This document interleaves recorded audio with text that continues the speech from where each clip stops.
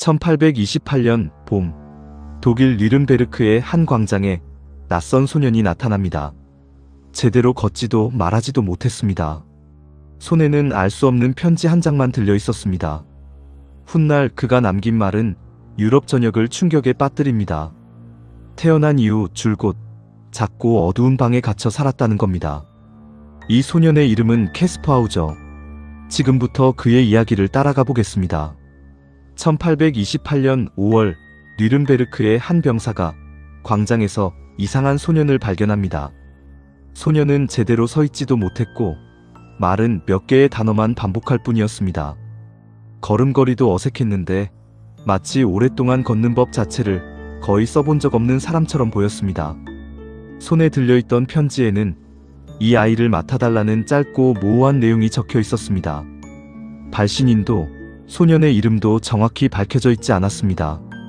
편지의 필체를 분석한 전문가들은 두 개의 서로 다른 손글씨가 섞여 있다는 점을 지적하기도 했습니다. 이는 편지 자체가 오랜 시간에 걸쳐 조금씩 작성됐을 가능성을 시사했습니다. 사람들은 처음엔 그를 거지나 불황아로 여겼습니다. 일부는 그가 지적장애를 가진 아이일 뿐이라며 큰 관심을 두지 않기도 했습니다. 하지만 시간이 지나면서 이 소년의 존재는 훨씬 더 기이한 이야기로 밝혀지기 시작합니다. 보호를 받으며 서서히 말을 배운 소년은 자신의 과거를 조금씩 털어놓기 시작합니다. 그는 태어난 순간부터 아주 작은 방에 홀로 갇혀 살았다고 말했습니다. 방에는 창문이 없었고 빛이 거의 들어오지 않았습니다. 바닥에는 지프로 된 이부자리만 있었고 그는 그 안에서 앉거나 눕는 것 외에는 거의 아무것도 할 수 없었습니다. 음식은 매일 빵과 물뿐이었고 누구의 얼굴도 본 적이 없다고 했습니다. 가끔 정체를 알 수 없는 누군가가 찾아와 글씨 쓰는 법을 조금씩 가르쳐줬다고 진술했습니다. 그는 그 사람의 얼굴을 한 번도 제대로 본 적이 없으며 목소리만 희미하게 기억한다고 말했습니다. 이 진술이 사실이라면 그는 10여 년 넘게 완전히 고립된 채 자란 셈이었습니다. 당시 의사들과 학자들은 그의 몸 상태를 살폈고 실제로 오랜 감금 생활과 일치하는 신체적 특징들을 확인했습니다. 근육은 제대로 발달하지 못했고 밝은 빛에 극도로 예민하게 반응했습니다. 또한 그는 대부분의 음식을 소화하지 못했는데 오직 빵과 물에만 익숙해진 신체 상태 때문이라는 분석이 나왔습니다. 시간이 지나면서 캐스퍼는 놀라운 속도로 말과 글을 배워나갔습니다. 몇 달 만에 그는 자신의 경험을 상세히 글로 적을 수 있게 됐고 이 기록은 훗날 그의 자서전으로 정리됩니다. 그의 이야기가 알려지면서 유럽 각지에서 학자와 귀족들이 그를 직접 만나기 위해 뉘른베르크를 찾아왔습니다. 일부 방문객은 그의 순수한 태도와 예의 바른 모습에 깊은 인상을 받았다고 기록을 남겼습니다. 반면 다른 이들은 그의 이야기에 석연치 않은 부분이 많다며 의심의 시선을 거두지 않았습니다. 특히 그가 감금 생활을 했다기엔 지나치게 빨리 사회에 적응한다는 점을 문제 삼는 사람들도 있었습니다. 소년의 존재는 순식간에 유럽 전역으로 퍼져나갔습니다. 신문마다 그의 이야기를 앞다퉈 보도했고 각지에서 학자와 귀족들이 그를 직접 만나러 찾아왔습니다. 특히 그가 특정 왕가에 숨겨진 후계자일지도 모른다는 소문이 걷잡을 수 없이 번졌습니다. 당시 독일의 한 대공국에서 갓 태어난 왕자가 알 수 없는 이유로 바꿔치기 당했다는 소문이 돌고 있었기 때문입니다. 소문에 따르면 왕위 계승 서열에서 밀려날 위기에 놓인 친척이 갓난아기를 몰래 빼돌렸다고 했습니다. 일부 학자와 귀족들은 캐스퍼 하우저가 바로 그 사라진 왕자일 것이라 확신했습니다. 정치적 이해관계 때문에 누군가 그를 평생 가두고 지워버리려 했다는 추측이었습니다. 실제로 그를 후원하던 한 귀족은 그를 정식으로 왕실 후계자로 인정받게 하려고 오랫동안 애쓰기도 했습니다. 이 귀족은 사죄를 드려 캐스퍼를 위한 변호인단을 꾸리고 그의 출생 기록을 찾기 위해 유럽 각지의 문서보관소를 뒤지기도 했습니다.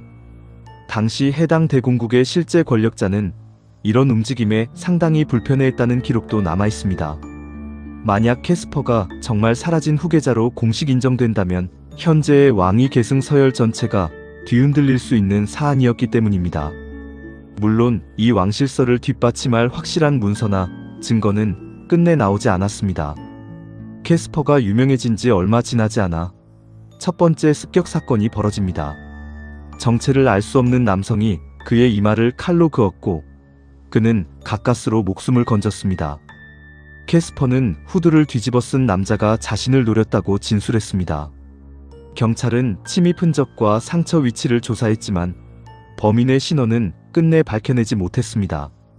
이 사건 이후 그를 향한 위협이 실제한다는 인식이 퍼지면서 보호가 더욱 강화됐습니다.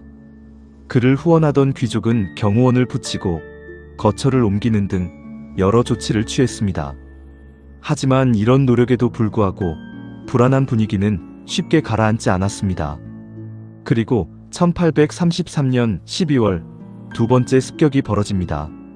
공원을 걷던 그는 낯선 남성에게서 작은 지갑을 건네받으라는 말을 듣고 다가갔습니다. 그 순간 남성은 그의 가슴을 칼로 찔렀습니다. 캐스퍼는 피를 흘리며 간신히 집으로 돌아왔고 곧바로 의사가 불려왔습니다. 캐스퍼는 며칠을 버티다 결국 숨을 거뒀습니다. 마지막으로 남긴 말은 낯선 사람이 나를 찔렀다는 것이었습니다. 그가 죽은 뒤 사건 현장에서는 작은 지갑 하나가 발견됐습니다. 그 안에는 알아보기 힘든 암호 같은 글귀만 적혀 있었습니다. 그의 죽음을 둘러싼 논쟁은 지금까지도 이어지고 있습니다. 일부는 이 상처가 실제로는 자해였으며 세간의 관심을 유지하려는 자작극이었다고 주장합니다. 이들은 그가 평소에도 관심을 끌기 위해 다소 과장된 행동을 보였다는 주변인들의 증언을 근거로 듭니다. 반대로 다른 이들은 그가 진실을 알고 있었기에 결국 암살당한 것이라 확신합니다. 이들은 두 번의 습격이 우연이라기엔 너무 정교했다는 점을 근거로 듭니다. 당시 수사관들 역시 두 가능성 사이에서 명확한 결론을 내리지 못했습니다. 그의 묘비에는 이렇게 새겨져 있습니다. 여기 캐스퍼 하우저 잠들다. 그의 시대의 수수께끼. 태생은 알 수 없고 죽음은 미스터리로 남다. 20세기 후반 그의 혈흔이 남은 유품을 이용한 유전자 분석이 여러 차례 시도됐습니다. 당시 남아있던 속옷과 소파 천에서 채취한 DNA를 왕가 후손들의 유전자와 비교하는 방식이었습니다. 결과는 연구마다 엇갈렸고 왕가와의 직접적인 혈연 관계는 명확히 입증되지 않았습니다. 한 연구팀은 일치 가능성을 제시했지만 다른 연구팀은 전혀 다른 결론을 내놓기도 했습니다. 시료 오염 가능성과 분석 방식의 차이가 이런 엇갈린 결과의 원인으로 지목됐습니다. 즉, 그가 정말 왕자였는지 아니면 전혀 다른 사연을 가진 인물이었는지는 지금도 열려있는 질문입니다. 역사학자들 사이에서는 여전히 왕실 음모론파와 자작극 설파가 팽팽하게 맞서고 있습니다. 흥미로운 점은 이런 정체불명의 인물이 유럽 역사에 캐스퍼 하우저 하나만 있는 게 아니라는 사실입니다.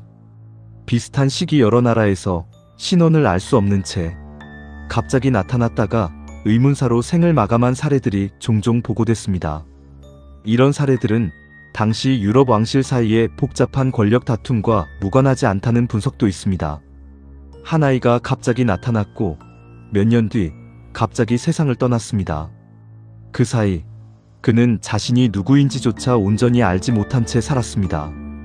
어쩌면 그가 평생 찾아 헤맨 것은 왕자가 아니라 그저 자신의 진짜 이름이었는지도 모릅니다. 여러분은 어떻게 생각하시나요? 그는 숨겨진 왕자였을까요? 아니면 전혀 다른 비극의 주인공이었을까요? 댓글로 여러분의 생각을 들려주세요.